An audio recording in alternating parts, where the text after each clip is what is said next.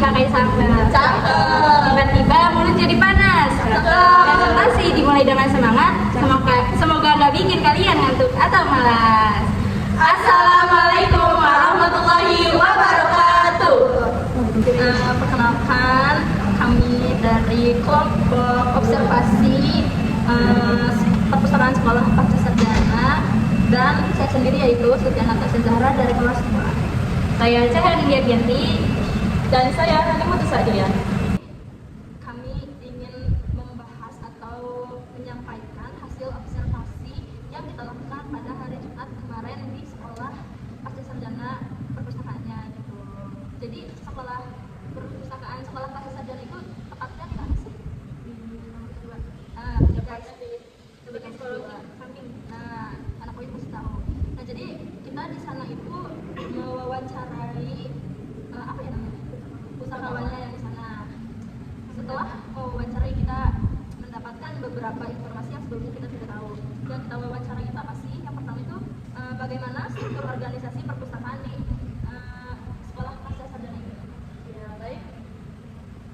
Di sini ada struktur organisasi di perpustakaan pasca sarjana UIN Syarif Hidayatullah Jakarta, teman-teman. Jadi dari sisi SDM, awalnya pengelolaan tesis ataupun disertasi yang ada di perpustakaan pasca sarjana itu awalnya dikelola secara terpusat, guys, atau tersentralisasi. Jadi dikelola langsung oleh kepala urusan, atau kalau dalam konteks ini tuh kita bisa sebutnya sebagai kepala perpustakaan fakultas. Tapi makin kesini tuh sistem ini seperti kurang efisien, guys. Jadi diubahlah menjadi dikelola langsung dan ditanggung jawabin langsung oleh pustakawan. Dan pada saat ini tuh ada 2 pustakawan yang ada di pasca sarjana. Di sini tertera yaitu ada Ibu Ulfa Andayani, yaitu sebagai pustakawan ahli media, dan Bapak Nuryaman yang menjabat sebagai pustakawan ahli pertama. Jadi di perpustakaan itu, guys, ada jenjang jabatan untuk para pustakawan. Yang pertama itu ada ahli pertama, yang kedua itu ada ahli muda, dan yang ketiga itu ada ahli media. Jadi ada 2 pimpinan gitu ya. Tiga. Tiga, maaf ya, salah. Ya. Oke, jadi kayak gitu guys. Nah, selain itu layanan apa aja sih yang disediakan oleh perpustakaan di sekolah pasca sarjana ini? Nah, jadi di sekolah pasca sarjana ini ada 6 layanan. Yang pertama itu ada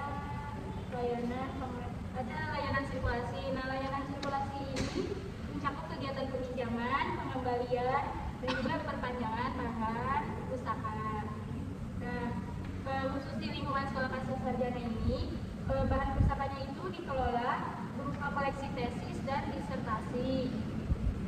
Kalau yang satu itu kan skripsi, nah untuk yang pasca sarjana itu tesis dan disertasi. Nah, tesis dan disertasi ini dalam bentuk buku cetak yang telah memiliki ISBN. Nah, yang kedua itu ada layanan pengecekan plagiarisme. Nah, layanan ini disediakan untuk memastikan bahwa setiap karya ilmiah, khususnya tesis dan disertasi mahasiswa, itu bebas dari unsur plagiarisme. Nah, dengan menggunakan plagiarisme stiker ini, pustakawan membantu mahasiswa dalam dalam mengevaluasi tingkat originalitas tulisannya, itu yang kayak yang tingkat plagiasinya tinggi gitu.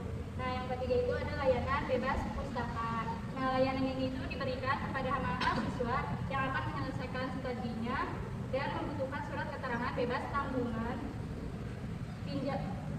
pinjaman buku atau kewajiban lain kepada perpustakaan. Nah, prosedur ini merupakan bagian dari administrasi akhir sebelum yudisium atau wisuda mahasiswa.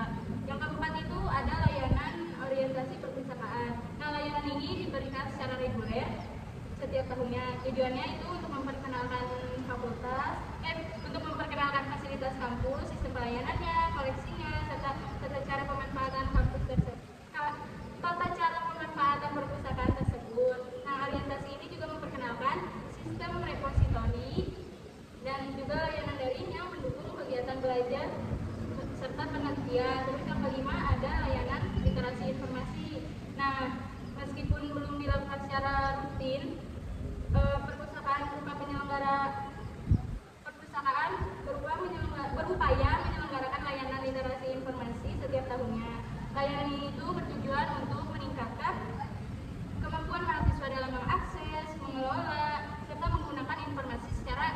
kreatif. Nah, khususnya untuk mendukung penulisan karya ilmiah. Nah, ada beberapa topik yang dibahas dalam literasi. Yang pertama itu ada penggunaan aplikasi referensi seperti Zotero dan Mendeley. Yang kedua itu ada penyusunan artikel ilmiah secara sistematik. Yang ketiga itu ada pemanfaatan sistematik literatur review. Yang keempat itu ada perbaikan tata bahasa atau grammar. Itu untuk penulisan abstrak dan artikel ilmiah. Yang terakhir itu ada pelatihan menulis dan juga mengelola informasi sesuai kebutuhan riset. Nah, yang terakhir itu ada layanan baca dan diskusi. Nah, layanan baca ini di perpustakaan pasca sarjana ini ada di lantai, terdapat 3 lantai. Nah, perpustakaan itu dibagi ke dalam beberapa bentuk. Yang pertama itu ada layanan individual, kelompok kecil, dan layanan diskusi. Nah, salah satu kegiatan unggulan yang rutin dilakukan adalah kegiatan bedah buku dan diskusi riset.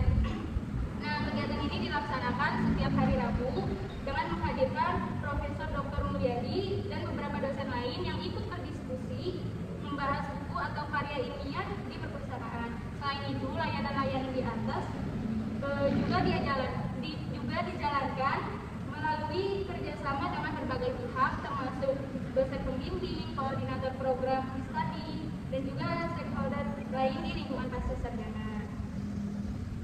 Yang selanjutnya ada akses dan pengelolaan koleksi perpustakaan di pasca sarjana. Nah, itu gimana sih cara pengelolaan di perpustakaan pasca sarjana? Oke, jadi pengelolaan akses koleksi di perpustakaan sekolah pasca sarjana itu tuh jadi perpustakaan itu tuh mempunyai website guys yang namanya Remote Log UIN. Jadi kita sebagai mahasiswa UIN itu bisa mengakses kayak tesis, terus disertasi, artikel, jurnal secara online yang bisa kita pakai, bisa kita buka di mana saja dan kapan saja seperti itu. Jadi Remote Log UIN ini tuh akses yang dapat memudahkan mahasiswa terutama UIN Jakarta untuk membantu tugas-tugas kita seperti itu. Terus ada pengelolaan koleksi pustaka. Nah, ini tuh ada proses pengelolaan. Yang pertama itu ada pengadaan bahan pustaka. Yang kedua ada input data koleksi oleh pustakawan. Yang ketiga ada klasifikasi dan pemberian nomor kelas, dan yang terakhir itu pelabelan dan penyusunan koleksi. Selain ada pengelolaan koleksi pustaka, di perpustakaan sekolah pasca sarjana juga ada proses pengkatalogan perpustakaan menggunakan 2 jenis katalog, yaitu katalog deskriptif dan subjek. Nah, katalog deskriptif ini tuh berfungsi untuk mengidentifikasi karakteristik fisik dan bibliografis sebuah buku seperti judul, terus nama pengarang, penerbit, tahun terbit, ISBN, dan informasi teknis lainnya. Dan yang kedua yaitu katalog subjek yang digunakan untuk mengidentifikasi tema atau subjek utama dari sebuah buku yang kemudian itu diterjemahkan ke dalam kode numerik berdasarkan sistem klasifikasi tertentu. Nah, kode ini tuh yang nantinya digunakan dalam penataan koleksi pikiran. Terus ada koleksi tugas akhir. Nah, koleksi tugas akhir ini tuh berupa tesis dan disertasi yang diterbitkan dalam bentuk buku cetak per ISBN. Jadi buku cetak di ISBN itu buku yang sudah di apa ya? Ya, kita lah. Ya, terus yang kedua ada tersedia juga dalam repositori digital, guys, repositori UIN Jakarta. Terus yang terakhir ada perpustakaan bertindak sebagai fasilitator publikasi ilmiah mahasiswa seperti itu. Terus ada metadata sistem dan katalog. Jadi semua koleksi direpresentasikan dalam metadata katalog. Terus ada memudahkan pencarian dan akses informasi baik di dalam kampus maupun di luar kampus UIN Jakarta seperti itu. Nah, kesimpulannya ini apa sih, Kak? Kesimpulan dari hasil wawancara kita gitu. Kesimpulannya, jadi kesimpulan di sini itu teman-teman, perpustakaan sekolah pasca sarjana ini berperan penting dalam mendukung proses akademik mahasiswa, khususnya itu tugas akhir guys, seperti tesis dan disertasi tadi. Nah, yang ditangani oleh pustakawannya langsung secara terstandar. Layanan yang disediakan meliputi sirkulasi, cek plagiarisme, bebas pustaka, dan yang lainnya. Mahasiswa juga dapat mengakses sumber ilmiah dari luar kampus melalui remote log yang seperti dikatakan teman kita tadi, dan tidak hanya dalam bentuk digital saja, tapi di dalam perpus itu banyak tersedia